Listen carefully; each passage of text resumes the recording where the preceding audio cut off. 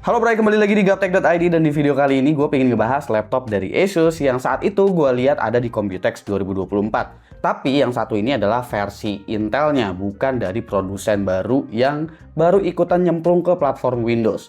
Ini adalah Asus VivoBook S14 OLED dengan kode seri S5406MA. Seperti apa perubahan dari VivoBook S14 OLED? Mari kita bahas laptop yang satu ini mulai dari desainnya dulu seperti apa. Ada beberapa aspek perubahan ya dari Asus VivoBook S kali ini. Yang paling jelas terlihat dari desainnya itu adalah tulisan logonya. Sekarang tulisan Asus VivoBook-nya itu seperti ada beberapa space gitu ya antara hurufnya. Jadi tulisannya itu kelihatan kayak gede padahal berjarak aja. Laptopnya sih sebetulnya masih kelihatan polos-polos aja. Cuma sebetulnya dari segi shape, lekukan-lekukannya itu punya perubahan yang cukup signifikan dari VivoBook S seri yang terdahulu. Laptop ini juga sekarang finishingnya itu udah metal, meskipun ya ini memang masih sekedar coating aja ya, berbeda dengan ZenBook yang memang full seperti itu. Dimensinya ada di angka 31,05 kali 22,19 kali 1,39 sampai dengan 1,59 cm dengan berat 1,3 kg. Nah, dimensinya ini kenapa disebut 1,39 sampai 1,59 itu kalau dibuka dia sebenarnya bagian bawahnya itu tipis 1,39 aja, tapi kalau ditutup itu 1,59. Bobotnya ini benar-benar ringan ya untuk ukuran laptop 14 inch, 1,3 kg doang gitu. Dan di bagian I/O-nya, ini I/O-nya cukup lengkap ternyata karena udah ada USB-A 2 biji, ada 2 Thunderbolt 4 di sini, HDMI-nya juga ada, bahkan card reader pun disediain. Bagian keyboard juga punya perubahan yang cukup signifikan di VivoBook S14 OLED. Nah, ini keyboardnya punya travel distance 1,7 mm. Kalau dilihat secara fisik aja ya, dilihat pakai mata doang, udah kelihatan kalau keyboardnya ini memang cukup tinggi dan lumayan tebal bisa dibilang. Herannya juga di sini Asus ngasih keyboard RGB loh di seri VivoBook kali ini. Tersedia tombol Copilot yang dimana ini jadi ngilangin kontrol sebelah kanan dan ngejadiin shortcut ke Copilot aja sebetulnya.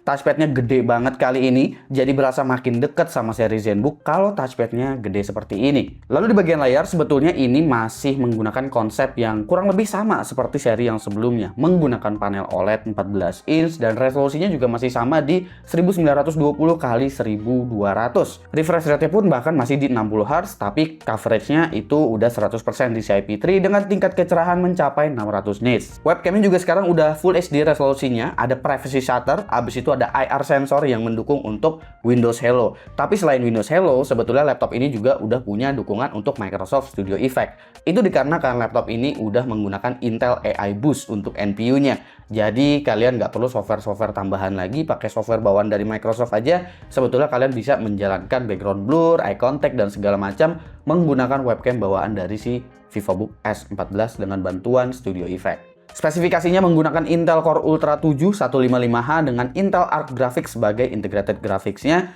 Ada NPU Intel AI Boost, lalu RAM-nya 16GB LPDDR5X 7466 MB transfer per second, Wi-Fi 6E dengan Bluetooth 5.3, Full HD webcam yang tadi gue udah sebutin, include dengan Windows 11 plus Office Home Student.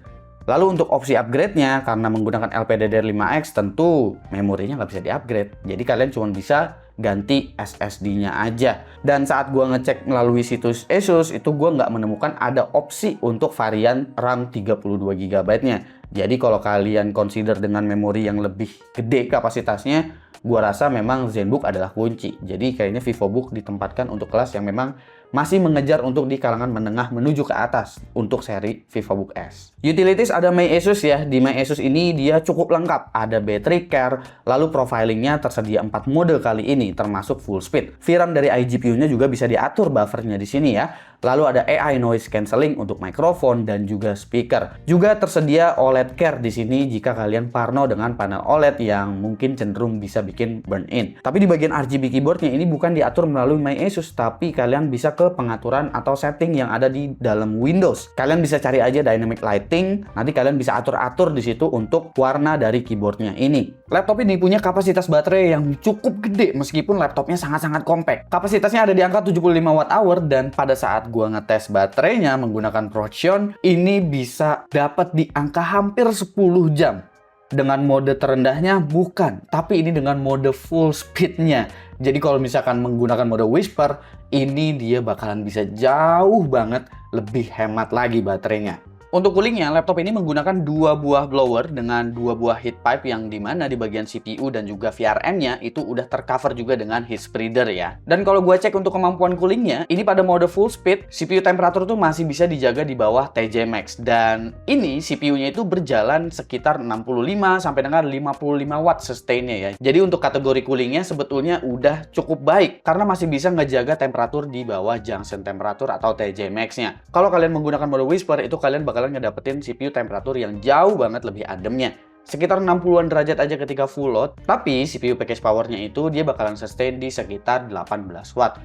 Ini juga sebetulnya udah cukup baik ya, karena rata-rata laptop tipis seperti ini tuh dikasih rating ya sekitar 15 watt gitu. Dan masih tetap dikasih turbo boost yang lumayan kencang juga di laptop ini. Kalau gue cek kemampuan dari CPU-nya sendiri, pada mode full speed, multicore dapat di sekitar 15 ribuan. Paling rendah sekitar 13 ribu, gede hampir 14 ribuan. Pada saat gue ngetes melalui Cinebench R23, dan untuk single core-nya itu ada di sekitar 1700-an gitu. Kemampuan dari Intel Arc Graphics-nya ini juga kenceng banget. Pada mode full speed, graphics core-nya dapat di angka 9300 sekian loh.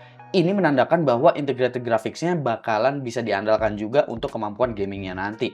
Tapi berhubung ini bukan laptop gaming, maka dari itu kita cek dulu kemampuan untuk productivity-nya. Misalnya seperti menggunakan CapCut, yang dimana Intel Arc di sini juga udah bisa dimanfaatkan untuk encoder AV1-nya. Di sini untuk ekspor ke resolusi 1080p itu bisa selesai dalam waktu 3 menit 12 detik aja untuk video berdurasi sekitar 13 menit. Angka yang udah sangat-sangat kenceng, terutama buat kalian yang sekarang-sekarang udah ngeditnya pakai CapCut. Kalian juga bisa manfaatin untuk generative AI lainnya sebetulnya. Misalnya seperti di Stable Diffusion, itu angkanya juga udah lumayan, sekitar 38 atau 37 detik per image-nya. Dan ini menggunakan DirectML ya, bukan menggunakan OpenVINO. Jadi sebetulnya masih GPU-nya yang jalan, bukan si Intel AI Boost-nya. Cara untuk ngejalanin Stable Diffusion pakai OpenVINO tuh ada, cuman memang masih sulit aja. Jadi yang gue terapkan di sini yang memang umum dan kalian juga bisa pakai dengan mudah. DaVinci Resolve juga kalau mau pakai AV1-nya itu bisa ya. Kalian bisa manfaatin si Intel Arc Graphics-nya ini untuk encoder AV1-nya. Tapi untuk di DaVinci Resolve itu kemampuannya memang nggak sekencang di CapCut. Jadi justru di CapCut lebih optimize. Di sini dengan raw video yang sama itu beres ekspornya untuk 1080p selesai dalam waktu sekitar 4 menit 10 detik.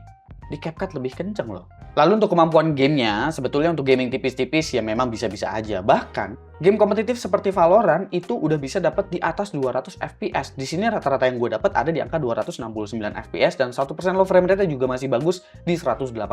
Harusnya layar dari laptop ini dikasih 120 Hz sehingga bisa iseng-iseng kompetitif. Game lainnya seperti game AAA juga bisa-bisa aja seperti Shadow of the Tomb Raider. Bahkan di sini meskipun settingnya rata kiri dengan resolusi 1080p bahkan bukan 720p udah hampir ke 60 FPS loh. Cuma sayangnya lagi-lagi Asus tuh selalu ngasih kecepatan SSD yang moderat-moderat aja. Gue tahu sih maksudnya baik biar temperatur dari storage-nya tuh sangat-sangat aman karena temperatur storage-nya di sini juga adem banget.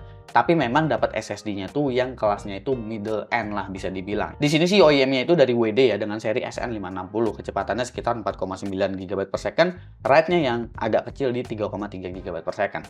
Oke, kita masuk di bagian harga dan juga kesimpulan untuk VivoBook S14 OLED yang terbaru ini ya. Untuk harga resminya sendiri dari Asus Indonesia saat di launching itu ada di angka Rp18.299.000. Tapi kalau gue cek di marketplace itu banyak kok yang jual di angka 17,5 juta rupiah. Pastiin aja kalau kalian ngecek ke marketplace atau beli di marketplace itu garansinya resmi dari Asus Indonesia selama 2 tahun ya. Jadi kalau nemu yang lebih murah, pastiin aja seperti itu. Dan menurut gua untuk VivoBook S14 OLED yang terbaru ini sebetulnya refresh dari segi spesifikasi karena kita udah ngelihat seri Intel Core Ultra ini di generasi sebelumnya sebetulnya untuk VivoBook ya. Tapi ada banyak perubahan terutama di bagian aspek desain, lalu di bagian baterai yang menurut gua laptop ini jadi kelihatan jauh lebih oke. Bobotnya jadi jauh lebih ringan, daya tahan baterai yang bahkan panjang sekali pada mode terkencangnya loh. Itu dikarenakan kapasitas baterainya juga yang meningkat. Lalu untuk temperatur masih cenderung so-so untuk kelas si VivoBook S14 ini. Dan untuk harga sekitar 18 jutaan, memang sebetulnya ini harga yang rata-rata banget ya untuk spesifikasi dan juga genre laptop seperti ini. Sebetulnya seperti itu. Tapi kalau misalkan masih bisa di-push untuk lebih murah lagi, sebetulnya laptop ini bakalan jadi kelihatan jauh lebih menarik. Atau dengan layar yang mungkin resolusinya juga ikut ditingkatkan, yaitu di 2,8K atau 3K yang biasanya Asus sebut. di 2880 kali 1800 ya. Concern gue sih tetap masih sama ya dengan laptop yang memang bobotnya ringan, habis itu tipis kayak begini, yaitu soal opsi upgrade yang memang sangat-sangat minim dan itu memang perlu kompromi yang cukup berat gitu. Jika kalian tertarik dengan laptop yang mungil, compact, dan juga ringan untuk dibawa kemana-mana seperti ini. Menurut kalian gimana? Komen di bawah dan kasih pendapat kalian masing-masing. Jangan lupa subscribe. Gue Supki dan seperti biasa sampai jumpa di lain kesempatan.